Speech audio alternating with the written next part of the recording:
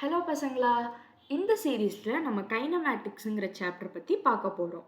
First நம்ம இந்த சாப்டரில் என்னத்தை பற்றி படிப்போம் அப்படிங்கிறத பார்க்கலாம்.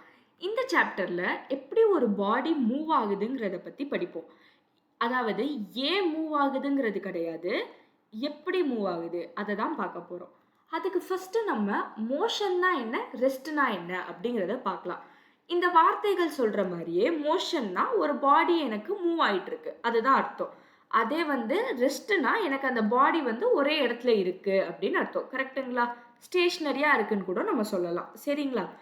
இப்ப எப்படி நான் சொல்லுவேன் ஒரு பாடி மூவ் ஆகுது, ஒரு பாடி ரெஸ்ட்ல இருக்குங்கிறது, அந்த பார்க்குறவங்களோட பொறுத்து தான் வந்துட்டு அந்த பாடி எனக்கு மூவ் ஆகுதா, இல்ல ரெஸ்ட்ல இருக்காங்கிறத சொல்ல முடியும்.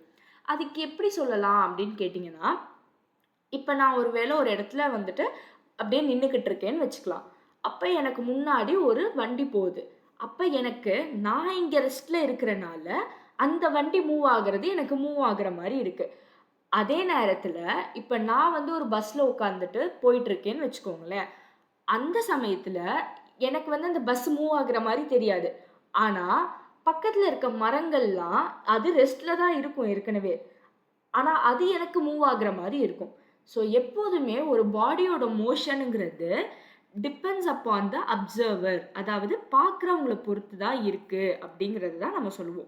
ஸோ, இந்த அப்சர்வர தான் நம்ம ஜென்ரலா ஃப்ரேம் ஆஃப் ரெஃபரன்ஸ் அப்படின்னு நம்ம சொல்லுவோம். சரிங்களா? இப்ப நம்ம படிக்க போற கைனமேட்டிக்ஸ்ல இந்த ஃப்ரேம் ஆஃப் ரெஃபரன்ஸ் எப்போதுமே ரெஸ்ட்ல தான் இருக்கும். அத நம்ம வச்சுட்டு தான் நம்ம வந்து இந்த கைனமேட்டிக்ஸ் இப்ப ஃபுல்லா பார்க்க போறோம். ஆ ஆனா, எனக்கு ஃப்ரேம் ஆஃப் ரெஃபரன்ஸ் எப்பயாவது ரெஸ்ட்ல இல்லாமயும் இருக்கலாம். அது ரியல் லைஃப் சிச்சுவேஷன்ஸ். நம்ம இப்ப இந்த சாப்டர் ஃபுல்லாவே நம்மளோட அப்சர்வரோ, இல்ல ஃப்ரேம் ஆஃப் ரெஃபரன்ஸ்ன்னு நம்ம சொல்றதோ, ரெஸ்ட்ல இருக்கிற மாரி தான் பார்க்க போறோம். ஸோ இந்த கைனமேட்டிக்ஸ் அதாவது இந்த மோஷன் பத்தி படிக்கிறதுக்கு நமக்கு ஃபர்ஸ்ட்டு ஒரு 2, 3 விஷயங்கள் ரொம்ப அடிப்படையான விஷயங்கள் பத்தி ஃபர்ஸ்ட்டு தெரிஞ்சுக்கணும். அதுல ஃபர்ஸ்ட் விஷயம் தான் டிஸ்டன்ஸ் வெர்சஸ் டிஸ்பிளேஸ்மென்ட். டிஸ்டன்ஸ்னாலே என்ன நமக்கு? எவ்வளோ தூரம் போயிருக்கோம். அதுதான் நம்மளோட டிஸ்டன்ஸ். ஸோ இந்த டிஸ்டன்ஸ்னா என்ன? டிஸ்பிளேஸ்மென்ட்னா என்ன? அந்த டிஃபரன்ஸ ஃபர்ஸ்ட்டு நம்ம புரிஞ்சுக்கலாம். இங்க சொல்லியிருக்கது பாருங்களேன். Distance total length of the path travelled by an object அப்படின்னு சொல்லியிருக்காங்க. அதாவது இப்போ ஒரு எக்ஸாம்பிள் எடுத்துக்கலாம். இங்க ஒரு ஏன்னு ஒரு இடத்துல இருந்து நான் வந்து பின்னு ஒரு இடத்துக்கு வந்திருக்கேன்னு வச்சுக்கோங்களேன். இந்த இடத்துல வந்துட்டு நான் வந்துட்டு இப்படி டிராவல் பண்றேன். சரிங்களா? இப்படி டிராவல் பண்றப்ப நான் ஒரு பாதை எடுக்கிறேன் இல்லையா? இந்த பாதையோட லெங்த் என்னங்கிறது தான் எனக்கு டிஸ்டன்ஸ் சொல்லும். இந்த பாதையோட லெங்த் என்னங்கிறது தான் எனக்கு டிஸ்டன்ஸ் சொல்லும். சரிங்களா? அதே நேரத்துல டிஸ்பிளேஸ்மென்ட்னா, நான் இந்த இடத்துல இருந்து இந்த இடத்துக்கு மாறியிருக்கேன் இல்லையா? எவ்வளோ இடம் மாறியிருக்கேன், இடம் எவ்வளோ மாறியிருக்கேங்கிறது தான் எனக்கு டிஸ்பிளேஸ்மென்ட் சொல்லும். சரிங்களா? இன்னும் வந்துட்டு ரொம்ப சிம்பிளா சொல்லணும்னா, இங்க சொல்லியிருக்க மாரி, shortest straight line distance from initial position to final position. அதுதான் வந்து நமக்கு டிஸ்பிளேஸ்மென்ட். அதாவது எனக்கு ஏக்கும் பிக்கும் ஏ என்னோட இனிஷியல் பொசிஷன், பி வந்து என்னோட ஃபைனல் பொசிஷன். கரெக்ட்டுங்களா?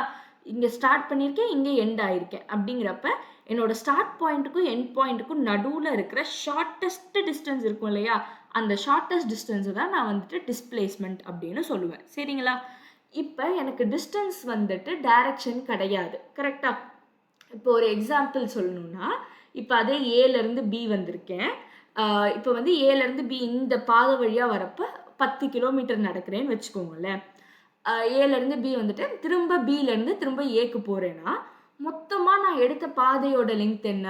ஃபர்ஸ்ட்டு ஏலருந்து பி போறப்போ ஒரு 10 கிலோமீட்டர். அப்புறம் பிலருந்து ஏ வரப்போ திரும்ப ஒரு 10 கிலோமீட்டர். கரெக்ட்டுங்களா? ஸோ டோட்டலா நான் எடுத்த பாதையோட லெங்த் 20 கிலோமீட்டர். அதே நேரத்துல, இப்ப எனக்கு ஷார்ட்டஸ்ட் டிஸ்டன்ஸ் வந்து ஒரு 5 கிலோமீட்டர்ல இருக்கு அப்படின்னு நம்ம எடுத்துக்கலாம். சரிங்களா? இப்ப ஏலருந்து பி போயிட்டேன். திரும்ப பிலருந்து ஏ வந்துட்டேன். ஓகேங்களா?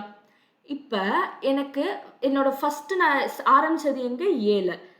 திரும்ப எண்ட் ஆனது எங்க? ஏல. அப்ப என்னோட இடம் மாறி இருக்கா? இடம் மாறல. எவ்வளோ இடம் மாற்றம் இருக்குன்னு கேட்டா, எனக்கு 0 கிலோமீட்டர்ல இடம் மாற்றம் இருக்கு. ஏன்னா இடமே எனக்கு அங்க மாறல. கரெக்ட்டுங்களா? அப்படின்னா எனக்கு டிஸ்டன்ஸுக்கு டைரக்ஷன் கிடையாது. Regardless of direction. அத தான் சொல்லியிருக்காங்க. ஸோ டைரக்ஷன் கிடையாது. ஆனா ஏதோ ஒரு மேக்னிட்யூட் இருக்கு. இல்லைங்களா? அதனால தான் அதை வந்து ஸ்கேலார் குவான்டிட்டி அப்படின்னு நம்ம சொல்லுவோம். அதே இந்த இடத்துல எனக்கு இடம் மாறலாதுங்கிற ஒரே காரணத்தினால நான் போயிட்டு வந்திருந்தாலும் என்னோட டிஸ்பிளேஸ்மெண்ட் என்னவா இருக்கு? 0 கிலோமீட்டரா இருக்கு. அப்ப எனக்கு டிஸ்பிளேஸ்மெண்ட்டுக்கு டைரக்ஷன் இருக்கு. ஸோ மேக்னிடியூட் அண்ட் டைரக்ஷன் இருக்கனால எனக்கு டிஸ்பிளேஸ்மெண்ட் வந்து ஒரு வெக்டார் குவான்டிட்டி. சரிங்களா?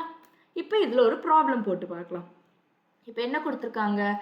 A and B are two diametrically opposite points of a circular track of radius r.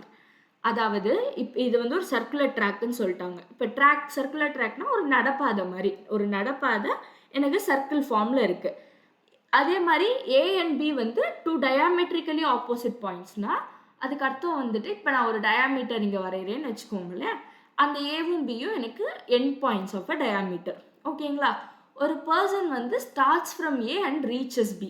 இப்போ வந்து நடப்பாதையில் நம்ம அந்த பாதை வழியாகவே தானே போவோம்.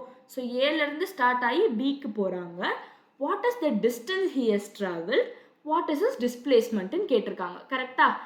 நான் வந்து இந்த பாதை எடுத்து போகிறப்ப இந்த பாதையோட லெங்க்த்து, இப்போ அதாவது ரெண்டும் டயாமீட்டரோட ஆப்போசிட் எண்டுங்கிறனால இது வந்து ஒரு செமி சர்க்கிளாக இருக்கும். கரெக்டுங்களா? ஸோ எனக்கு ஃபஸ்ட்டு டிஸ்டன்ஸ் ஹஸ் ட்ராவல்டுன்னு கேட்டிருக்கப்ப இந்த பாதையோட லெங்க்த்து தான் எனக்கு வந்துட்டு டிஸ்டன்ஸ். கரெக்டாக? டோட்டலாக நமக்கு வந்து சர்க்கம்ஃபரன்ஸ் ஆஃப் அ சர்க்கிள் என்ன? 2πr. ஆனால் இது செமி சர்க்கிள் தான் போயிருக்காங்கிறப்ப 2πr/2. ஸோ πr யூனிட்ஸ் தான் வந்துட்டு டிஸ்டன்ஸ் ட்ராவல் பண்ணியிருக்காங்க. அதே டிஸ்பிளேஸ்மெண்ட் கேட்குறப்ப நான் ஷார்ட்டஸ்ட் டிஸ்டன்ஸ் பார்ப்பேன். கரெக்டுங்களா? ஷார்ட்டஸ்ட் டிஸ்டன்ஸ் அதே நேரத்தில் நம்ம என்ன பார்த்துருக்கோம்? ஸ்ட்ரெயிட் லைன் டிஸ்டன்ஸ்னும் பார்த்துருக்கோம். கரெக்டாக? அப்படிங்கிறப்ப எனக்கு ஏக்கும் பிக்கும் இங்கே பாருங்களேன், ஷார்ட்டஸ்ட் டிஸ்டன்ஸ் எதாவது அந்த டயாமீட்டரே தானே. டயாமீட்டரோட லென்த் என்ன? 2r. ஸோ என்னோட displacement is equal to 2r units. ஓகேங்களா? இது மாதிரி தான் நம்ம டிஸ்டன்ஸ் வர்சஸ் டிஸ்பிளேஸ்மெண்ட்டுக்கு உள்ள டிஃப்ரென்ஸ் புரிஞ்சுட்டு இதே மாதிரி தான் பண்ணணும். இப்போ அடுத்தது நமக்கு வந்து தெரிய வேண்டிய ஒரு குவான்டிட்டி என்னன்னா ஸ்பீட் வர்சஸ் வெலாசிட்டி. ஸ்பீட்னாலே நமக்கு என்னன்னு தெரியும்? எவ்வளோ ஃபாஸ்ட்டாக ஒரு இடத்துக்கு போகிறோம் அப்படிங்கிறது தானே சொல்லுவோம்.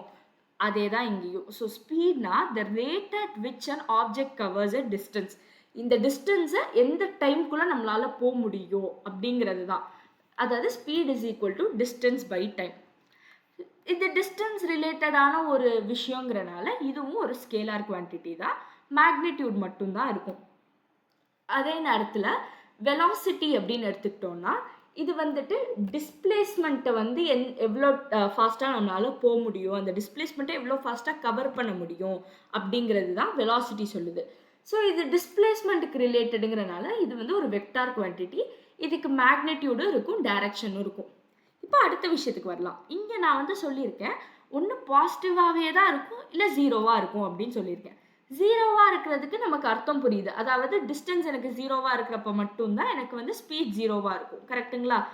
இப்போ அதே நேரத்தில் பாசிட்டிவாக மட்டும்தான் ஏன் இருக்கும் அப்படின்னு கேட்டிங்கன்னா எனக்கு டிஸ்டன்ஸ் வந்து நெகட்டிவாக இருக்க முடியாது. கரெக்டுங்களா? நான் ஒன்று வந்து கொஞ்சம் டிஸ்டன்ஸ் ட்ராவல் பண்ண முடியும், இல்லைன்னா ட்ராவலே பண்ணாமல் டிஸ்டன்ஸ் எனக்கு ஜீரோவாக இருக்கும். ஆனால் டிஸ்டன்ஸ் எப்போதுமே நெகட்டிவாக இருக்க முடியாது. ஸோ டிஸ்டன்ஸ் நெகட்டிவாக இல்லாதப்போ எனக்கு ஸ்பீட் மட்டும் எப்படி நெகட்டிவாக இருக்கும்? ஸோ அப்போ அதுவும் எனக்கு பாசிட்டிவாக தான் இருக்க போகுது. அதே நேரத்தில் இது டோட்டல் டிஸ்டன்ஸ் ட்ராவல்டில் தான் டிபெண்ட் ஆகுது. ஓகே, இப்போ இது எப்படி வந்து பாசிட்டிவாக இருக்கும் ஜீரோவாக இருக்கும் அது புரிஞ்சிருச்சு. எப்படி நெகட்டிவாக இருக்கும்? டிஸ்பிளேஸ்மெண்ட் எனக்கு ஜீரோவாக இருக்குது, ஓகே. டிஸ்பிளேஸ்மெண்ட் பாசிட்டிவாக இருக்கிறதும் ஓகே. டிஸ்பிளேஸ்மெண்ட் நெகட்டிவாக இருந்தால் தானே எனக்கு வெலாசிட்டி நெகட்டிவாக இருக்கும். எப்படி நீங்கள் டிஸ்பிளேஸ்மெண்ட் வந்து நெகட்டிவாக இருக்குது அப்படின்னு கேட்டிங்கன்னா நம்ம ஏற்கனவே என்ன படித்தோம்? டிஸ்பிளேஸ்மெண்ட்டுக்கு டைரக்ஷன் இருக்குன்னு பார்த்தோம். இப்போ நான் வந்து ஒரு XY ஆக்சிஸ் எடுத்துக்கிறேன்னு வச்சுக்கோங்களேன். XY ஆக்சிஸில் நான் இந்த ரைட் சைடு எல்லாமே வந்து ஒரு பாசிட்டிவ், எனக்கு ஜென்ரலாக இது வந்து நெகட்டிவ்னு எடுத்துக்கிறேன். இப்போ ஒரு ஆப்ஜெக்ட் வந்து எனக்கு இங்கேருந்து ஆரிஜின்லேருந்து இந்த பக்கம் ரைட் சைடாக ட்ராவல் பண்ணிச்சுன்னா அது எனக்கு பாசிட்டிவ் டிஸ்பிளேஸ்மெண்ட். அதே லெஃப்ட் சைடாக ட்ராவல் பண்ணிச்சுன்னா எனக்கு அங்கே நெகட்டிவ் டிஸ்பிளேஸ்மெண்ட் இருக்கும். கரெக்டுங்களா?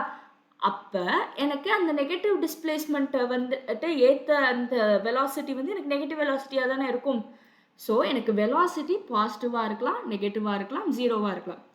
இந்த மாதிரி ஆக்சிஸ் வச்சும் புரிஞ்சுக்கலாம். இல்லைன்னா நம்ம ஏற்கனவே இந்த ஏபி ஒரு எக்ஸாம்பிள் பார்த்தோம் இல்லையா? இந்த எக்ஸாம்பிளில் ஏலேருந்து பி போகிறப்ப நான் 5 கிலோமீட்டர் போகிறேன். பியிலேருந்து ஏ வரப்ப -5 கிலோமீட்டர் போகிறேன்னு கூட நம்ம எடுத்துக்கிறப்ப தான் நமக்கு டிஸ்பிளேஸ்மெண்ட் 0 அப்படின்னு வருது. இடம் மாற்றம் ஒரு ரீசன். அதே நேரத்தில் அதை மேக்ஸ் வழியாக காட்டணும்னா ஏ டு பி 5 கிலோமீட்டர், பியிலேருந்து ஏ -5 கிலோமீட்டர் அப்படின்னு சொல்கிறப்ப இந்த -5 கிலோமீட்டர் எனக்கு டிஸ்பிளேஸ்மெண்ட் நெகட்டிவாக தானடா இருக்குது. ஸோ அப்போ எனக்கு அதுக்கேற்ற வெலாசிட்டி எனக்கு இங்கே நெகட்டிவாக இருக்கும்.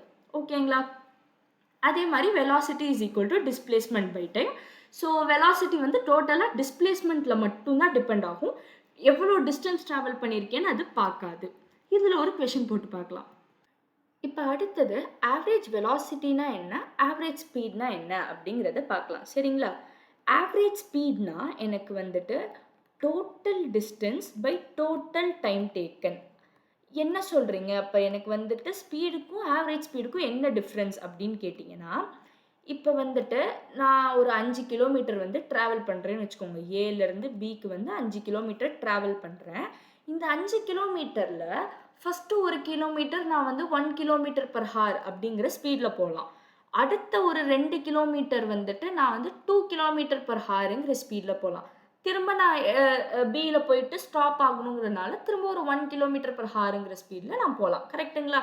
அப்போ நான் ஒவ்வொரு இடத்துலையும் நான் வந்துட்டு ஒவ்வொரு ஸ்பீடில் யூஸ் பண்ணுறேன். ஒவ்வொரு கிலோமீட்டருக்கும் நான் ஒரு ஸ்பீடில் நான் போகிறேன் இல்லையா? அப்போ மொத்தமாக இந்த ஜேர்னியை பார்க்குறேன். மொத்தமாக நான் எடுத்த பாதையை பார்க்குறப்ப ஒரு ஆவரேஜாக எவ்வளோ ஸ்பீடில் போயிருக்கேன் அப்படின்னு நான் யோசிப்பேன் இல்லையா? ஸோ அந்த மாதிரி இதுதான் ஸ்பீடுக்கும் ஆவரேஜ் ஸ்பீடுக்கும் உள்ள ஒரு டிஃப்ரென்ஸ். ஸோ ஆவரேஜ் ஸ்பீடுங்கிறது total distance by total time taken. இப்போ இந்த இடத்துல நான் எப்படி ஸ்பீடை பற்றி பேசலான்னா, இப்போ ஃபஸ்ட்டு 1 கிலோமீட்டருக்கு என் ஸ்பீடு வந்து 1 கிலோமீட்டர் பர் ஹார். அடுத்த 2 கிலோமீட்டருக்கு என்னோட ஸ்பீடு 2 கிலோமீட்டர் பர் ஹார். அடுத்த 1 கிலோமீட்டருக்கு என்னோட ஸ்பீட் 1 கிலோமீட்டர் பர் ஹார். இப்படி நான் சொல்லுவேன். ஆனால் டோட்டலாக ஆவரேஜ் ஸ்பீட்னு எடுத்தால் அது வந்துட்டு டோட்டலாக எவ்வளோ டிஸ்டன்ஸ் எனக்கு 5 கிலோமீட்டர். இதுக்கு எவ்வளோ டைம் டேக்குங்கிறத கண்டுபிடிச்சி total distance by total time பண்ணுவேன். அதே மாதிரி தான் ஆவரேஜ் வெலாசிட்டியும். ஸோ ஆவரேஜ் வெலாசிட்டிங்கிறது பார்த்தீங்கன்னா எனக்கு வந்துட்டு total displacement by total time taken. ஓகேங்களா? Total displacement by total time taken. இதை எப்படி நம்ம சொல்லலாம் அப்படின்னு கேட்டிங்கன்னா, இதே ஒரு எக்ஸாம்பிள் எடுத்துக்கலாமே. இப்போ ஏலேருந்து பி போகிறப்ப ஃபஸ்ட்டு 5 கிலோமீட்டர் போகிறேன்னா அந்த 5 கிலோமீட்டரை இப்போ வந்து ஒரு 1 கிலோமீட்டர் பர் ஹார் அப்படிங்கிற அந்த வெலாசிட்டியில் போகிறேன்னு வச்சுக்கோங்களேன். அப்போ எனக்கு வந்துட்டு 1 கிலோமீட்டர் பர் ஹார் எனக்கு ஏலேருந்து பிக்கு போகிற வெலாசிட்டி. அதே பியிலேருந்து ஏக்கு திரும்ப வந்தக்கப்புறம் அதுவுமே நான் வந்து 1 கிலோமீட்டர் பர் ஹாரில் போகிறப்ப நான் இப்போ என்ன சொல்லலாம்னா, ஃபஸ்ட்டு 5 கிலோமீட்டர்ஸ்க்கு என்னோட velocity 1 kilometre per hour. Next 5 கிலோமீட்டர்ஸ்க்கு என்னோட வெலாசிட்டி -1 கிலோமீட்டர் பர் ஹார். கரெக்டுங்களா? ஏன்னா நான் வந்து அங்கே -5 கிலோமீட்டருங்கிற டிஸ்பிளேஸ்மெண்ட்டை தான் ட்ராவல் பண்ணுறேன். -1 கிலோமீட்டர் பர் ஹார். ஆனால் ஆவரேஜாக வெலாசிட்டி எனக்கு என்ன? டோட்டல் டிஸ்பிளேஸ்மெண்ட் எனக்கு அங்கே 0 ஆயிடுது.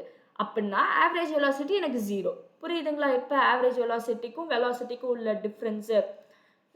இதுக்கப்புறம் நம்ம தெரிஞ்சுக்க வேண்டியது, இப்போ இது எல்லாமே நம்ம பார்க்குறது வந்து ஒரு பெரிய டிஸ்டன்ஸ், பெரிய டைம் தான் நம்ம பார்க்குறோம். அது ரொம்ப கம்மியான டைமில், அதாவது இப்போ டக்குன்னு இன்ஸ்டன்டேனியஸாக எனக்கு வந்துட்டு இந்த நிமிஷத்தில் இந்த செகண்டில் என்ன வெலாசிட்டி என்ன ஸ்பீட் அப்படின்னு கேட்குறப்ப நம்ம போடுற ஃபார்முலா தான் dx/dt அப்படின்னு நம்ம சொல்லுவோம். அதாவது டிஃப்ரென்ஷியேட் பண்ணால் நமக்கு வந்து இன்ஸ்டன்டேனியஸாக அந்த செகண்டுக்கு என்ன வெலாசிட்டி அப்படிங்கிறத கண்டுபிடிக்கிறதுக்கு தான் இது யூஸ் பண்ணுவோம். சரிங்களா? இப்போ நம்ம ஒரு கொஷின் போட்டு பார்க்கலாம். A man walks on a straight road from his home to a market 2.5 km away with a speed of 5 km per hour. அதாவது ஒருத்தவங்க வந்து அவங்க வீட்டில் இருந்து மார்க்கெட்டுக்கு ஒரு ஸ்ட்ரெயிட் ரோடில் வாக் பண்ணுறாங்க. அந்த ரோடோட டிஸ்டன்ஸ், அவங்க எடுக்கிற பாதையோட டிஸ்டன்ஸ் வந்து 2.5 கிலோமீட்டர்னு சொல்லியிருக்காங்க. ஸோ அவங்க போகிற ஸ்பீடு வந்து 5 கிலோமீட்டர் பர் ஹார்னு சொல்லியிருக்காங்க. இப்போ அந்த மார்க்கெட் க்ளோஸ் ஆயிருக்குங்கிறத பார்த்து finding market close, he instantly turns and walks back with a speed of 7.5 km per hour. Market close ஆயிருக்குங்கிறத பார்த்து உடனே திரும்பி 7.5 km per hourங்கிற ஸ்பீடில் திரும்பி அவங்க நடந்து போயிடுறாங்க. ஃபஸ்ட்டு கேட்டிருக்குது what is magnitude of average velocity அப்படின்னு கேட்டிருக்காங்க. ஆவரேஜ் வெலாசிட்டினா நம்ம என்னன்னு பார்த்தோம்? Total displacement by total time taken அப்படின்னு பார்த்தோம். கரெக்ட்டுங்களா? Total displacement by total time taken. Okay. First நம்ம டோட்டல் டிஸ்பிளேஸ்மெண்ட் என்னன்னு பார்க்கலாமா? இப்போ வீடு இங்கே இருக்குது, ஹோமு. இந்த பக்கம் மார்க்கெட் இருக்குது. ஹோம்லேருந்து மார்க்கெட் போயிட்டாங்க. திரும்ப மார்க்கெட் க்ளோஸ் ஆயிருக்குங்கிறத பார்த்து மார்க்கெட்லேருந்து திரும்ப வீட்டுக்கு வந்துட்டாங்க. அப்போ இடம் ஏதாவது மாறி இருக்கா? மாறல. அப்போ நமக்கு டிஸ்பிளேஸ்மெண்ட் என்ன? 0. டோட்டல் டைம் நம்ம கண்டுபிடிக்க இங்கே தேவையில்லையே, நமக்கு தான் நியூமரேட்டர் 0 ஆயிடுச்சுங்கிறப்ப எனக்கு டோட்டலாக அது 0ன்னு ஆயிருமா? ஸோ என்னோட ஆவரேஜ் வெலாசிட்டி 0 km/h. ஓகேங்களா? இப்போ அடுத்த question, average speed of the man over the interval of time 0 to 30 minutes அப்படின்னு கேட்டிருக்காங்க. ஓகே, இப்போ இதுக்கு வந்து நம்ம என்ன ஃபஸ்ட்டு நம்ம தெரிஞ்சுக்கணுன்னா, எவ்வளோ நேரமாக வந்துட்டு வீட்டிலேருந்து அவங்க மார்க்கெட் போக ஆயிருக்கு, அதே மார்க்கெட்லேருந்து வீட்டுக்கு வர எவ்வளோ நேரம் ஆயிருக்குங்கிறத ஃபஸ்ட்டு நம்ம தெரிஞ்சுக்கிட்டா தான் அடுத்தது இவங்க கேட்குற கேள்விக்கு நம்மளால் ஆன்சர் பண்ண முடியும். ஸோ ஃபஸ்ட்டு நம்ம என்ன தெரிஞ்சுக்கணுன்னா, இப்போ வீட்டிலேருந்து மார்க்கெட் போக எவ்வளோ நேரம் ஆயிருக்கு. அவங்க வந்துட்டு 2.5 கிலோமீட்டர் ட்ராவல் பண்ண வேண்டியது இருந்தது. 5 km/hங்கிற ஸ்பீடில் ட்ராவல் பண்ணியிருந்தாங்க. கரெக்டுங்களா? இப்போ இது ரெண்டுத்தையும் கேன்சல் பண்ணோன்னா 1/2. ஸோ 1/2 ஹாருங்கிறது பார்த்தீங்கன்னா 30 minutes நமக்கு. ஸோ வீட்டிலேருந்து மார்க்கெட் போக அவங்களுக்கு 30 minutes ஆயிருக்கு. ஓகே, மார்க்கெட்லேருந்து வீட்டுக்கு வர எவ்வளோ நிமிஷம் ஆயிருக்கு? அதே 2.5 கிலோமீட்டர் ட்ராவல் பண்ணணும். ஆனால் அவங்க ட்ராவல் பண்ணது 7.5 km/hங்கிற அந்த ஸ்பீடில். அப்போ இதை ரெண்டுத்தையும் நம்ம வந்து அடித்தோன்னா இங்கே 3 வரும். ஸோ 1/3 ஆஃப் அன் ஹாரில் அவங்க ட்ராவல் பண்ணியிருக்காங்க. 1/3 ஆஃப் அன் ஹார் எவ்வளோ? 20 minutes. ஸோ 20 minutesல அவங்க வந்துட்டு திரும்ப மார்க்கெட்லேருந்து வீட்டுக்கு வந்துட்டாங்க. இப்போ நம்ம கொஷினை பார்க்கலாம். 0லேருந்து 30 minutesக்கு average speed of the man என்ன அப்படின்னு கேட்டிருக்காங்க. 0லேருந்து 30 minutesல என்ன ஆயிருக்கு? வீட்டிலேருந்து அவங்க மார்க்கெட் போயிருக்காங்க. கரெக்டுங்களா? ஸோ ஆவரேஜ் ஸ்பீடோட ஃபஸ்ட்டு நம்ம ஃபார்முலா எடுத்து வச்சுக்கலாமா? ஆவரேஜ் ஸ்பீட்னா என்ன நமக்கு? Total distance by total time taken. Total time taken நமக்கு வந்து கொஷின்லேயே கொடுத்துட்டாங்க, 30 minutes அப்படின்னு கொடுத்துட்டாங்க. கரெக்டுங்களா? ஸோ 30 minutes. ஓகே, நமக்கு டோட்டல் டிஸ்டன்ஸ் என்ன? எனக்கு இந்த 30 minutesல ஹோம்லேருந்து மார்க்கெட் போனது எனக்கு எவ்வளோ தூரம்? 2.5 கிலோமீட்டர். So 2.5 kilometre. கரெக்டுங்களா? இதை நம்ம வந்து 1/2 ஹார்னு கூட எழுதிக்கலாமா? 30 minutesக்கு பதில் 0.5 ஹார்ஸ்ன்னு கூட எழுதிக்கலாம். கரெக்டுங்களா? ஸோ அப்போ 2.5/0.5 5 km/h. ஓகேங்களா? இதுதான் வந்து 0 to 30 minutesல என்னோட average speed. Average speed for 0 to 30 minutes. இப்போ அடுத்து என்ன கேள்வி கேட்டிருக்காங்க? Average speed of the man over the interval of time 0 to 50 minutesன்னு கேட்டிருக்காங்க. அதாவது ஃபஸ்ட்டு 30 minutes ப்ளஸ் அடுத்த ஒரு 20 minutes கேட்டிருக்காங்க. 30லேருந்து 20 minutesல என்ன ஆயிருக்கு? அவங்க வந்து ஹோம்லேருந்து மார்க்கெட் போய் திரும்ப மார்க்கெட்லேருந்து ஹோம் போயிட்டாங்க. ஸோ இப்போ திரும்ப பார்க்கலாம். Average speed from 0 to 50 minutes. கரெக்டுங்களா? Total distance by total time taken. So total நமக்கு டோட்டல் டைம் கொஷின்லேயே கொடுத்துட்டாங்க 50 minutesன்னு. அதை வந்து 5/6 ஹார்னு எழுதிக்கலாமா? 5/6 ஹார்ஸ்னு எழுதிக்கலாம். டோட்டல் டிஸ்டன்ஸ் இப்போ கண்டுபிடிக்கணும். என்ன நம்ம பார்த்தோம்? 50 நிமிஷத்தில் என்ன ஆயிருக்கு? ஹோம்லேருந்து மார்க்கெட் போய் மார்க்கெட்லேருந்து திரும்ப ஹோமுக்கு வந்துட்டாங்க. ஸோ ஹோம்லேருந்து மார்க்கெட்டுக்கு ஒரு 2.5 கிலோமீட்டர், மார்க்கெட்லேருந்து ஹோமுக்கு ஒரு 2.5 கிலோமீட்டர். கரெக்டுங்களா? ஸோ டோட்டலாக 5 கிலோமீட்டர். 5/5/6 ஹார்ஸ். கரெக்டுங்களா? 5 கிலோமீட்டர் பை 5/6 ஹார்ஸ். அப்போ 5 கேன்சல் ஆச்சுன்னா 6 km/h வந்து எனக்கு அந்த மொத்த ஜேர்னிக்கும் ஆனால் அந்த ஆவரேஜ் ஸ்பீட், அந்த 50 நிமிஷத்துக்கும் ஆன ஆவரேஜ் ஸ்பீட் எனக்கு 6 km/h. ஓகேவா? இது வழியாக நமக்கு வந்து ஸ்பீடுக்கும் ஆவரேஜ் ஸ்பீடுக்கும் உள்ள டிஸ்டன்ஸ் புரிஞ்சிருக்கும்னு நினைக்கிறேன். இன்னும் ஒரு கொஷின் நம்ம போட்டு பார்க்கலாம். The position of a particle moving along x-axis is given by x is equal to 5t squared minus 4t plus 20 meter. t is in seconds அப்படின்னு கொடுத்துருக்காங்க. அதாவது அந்த பொசிஷன் ஆஃப் அ பார்ட்டிக்கல் வந்து எக்ஸ் ஆக்சிஸ் வழியாக போயிட்டுருக்கு. அதுக்கு வந்து ஒரு ஈக்குவேஷன், அதாவது விச் டிபெண்ட்ஸ் ஆன் t கொடுத்துருக்காங்க. 5t squared minus 4t plus 20ன்னு t செகண்ட்ஸில் இருக்கணும்னு சொல்லிட்டாங்க. கண்டுபிடிக்க சொல்கிறது என்ன? Find average velocity between 1 second and 3 seconds அப்படின்னு கேட்டிருக்காங்க. ஓகே, ஆவரேஜ் வெலாசிட்டிக்கு நமக்கு ஏற்கனவே என்ன ஃபார்முலா தெரியும்? Total displacement by total time taken. Okay, அப்போ இதில் ஃபஸ்ட்டு நம்ம என்ன டிஸ்பிளேஸ்மெண்ட் இருக்குது அப்படிங்கிறத நம்ம தெரிஞ்சுக்கணும். கரெக்டுங்களா? ஃபஸ்ட்டு 0 செகண்ட்ஸில் அந்த பார்ட்டிக்கல் எங்கே இருக்குது அப்படிங்கிறத தெரிஞ்சுக்கலாம்.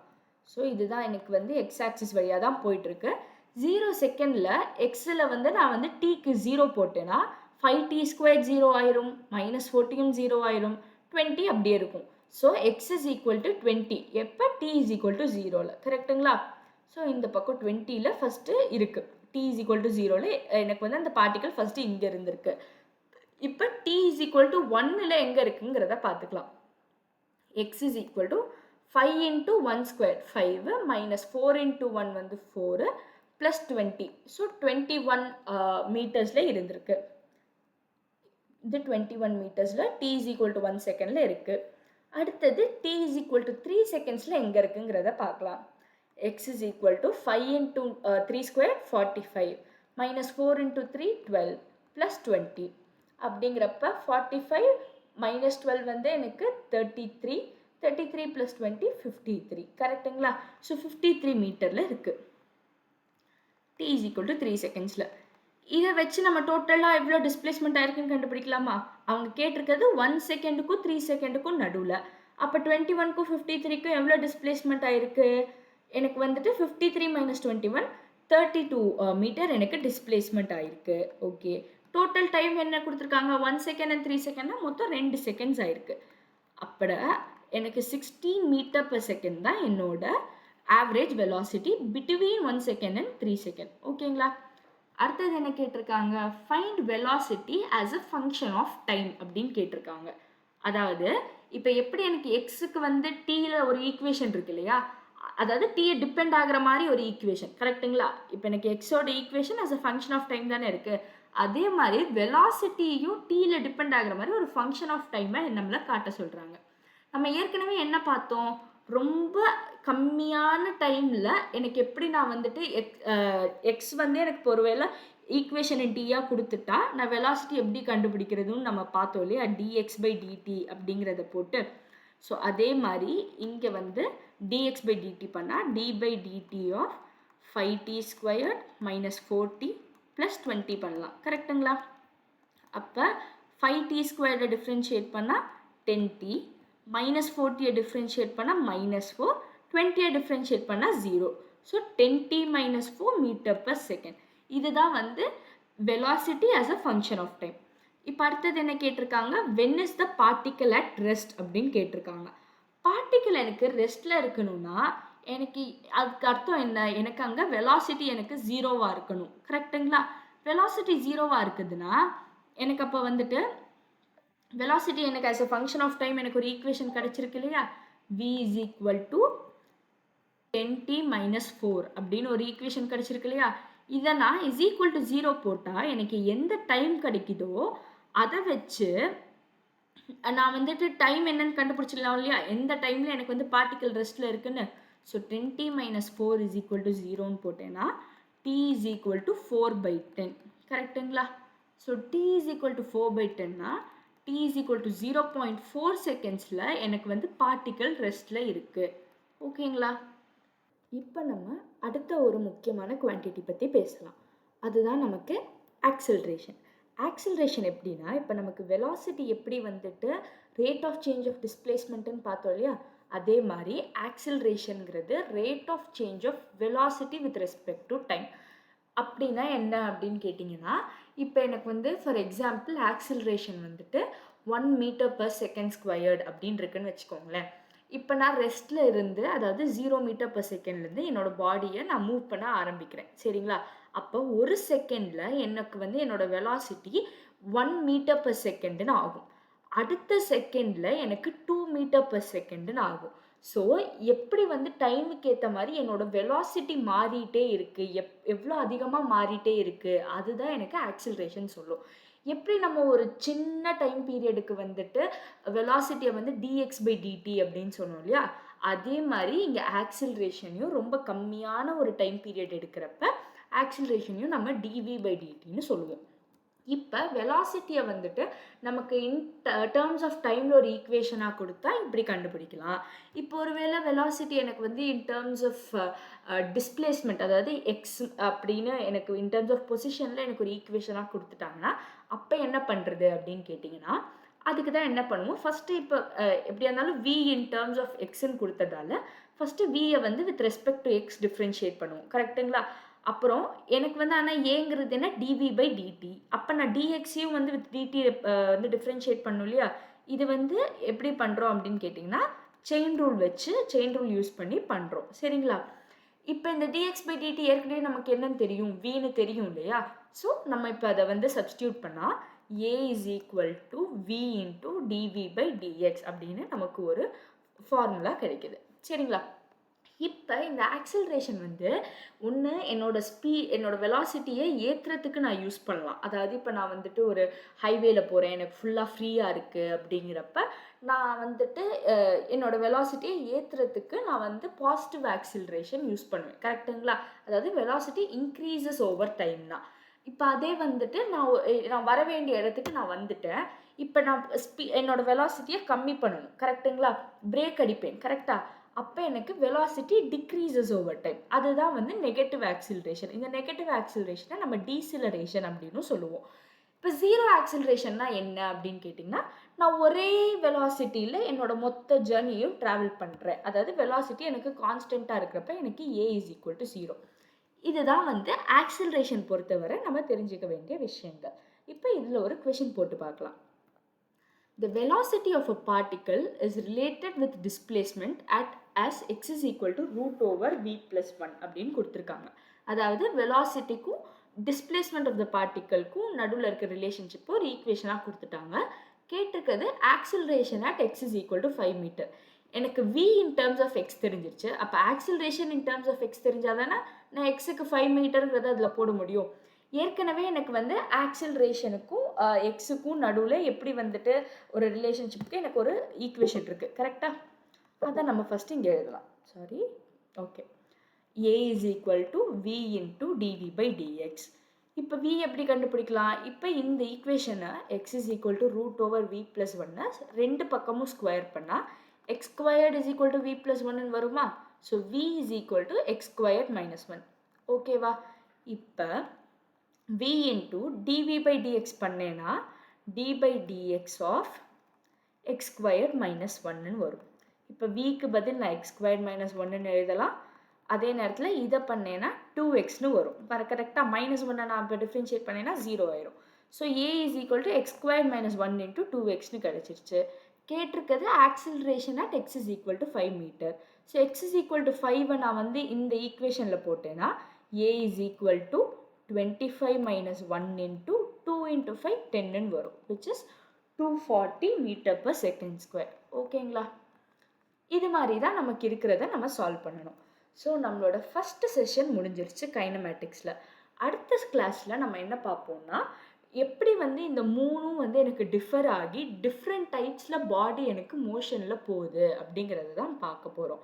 So different types of motion, அந்த டிஃப்ரெண்ட் டைப்ஸ் ஆஃப் மோஷன் எதனால் வரும்? இந்த ஸ்பீட் ஆர் வெலாசிட்டி இல்லைனா இந்த ஆக்சிலரேஷன் அது மாறுறதுனால தான் எனக்கு வரும். ஸோ அந்த டிஃப்ரெண்ட் டைப்ஸ் ஆஃப் மோஷனை நம்ம அடுத்த கிளாஸில் பார்ப்போம். பை.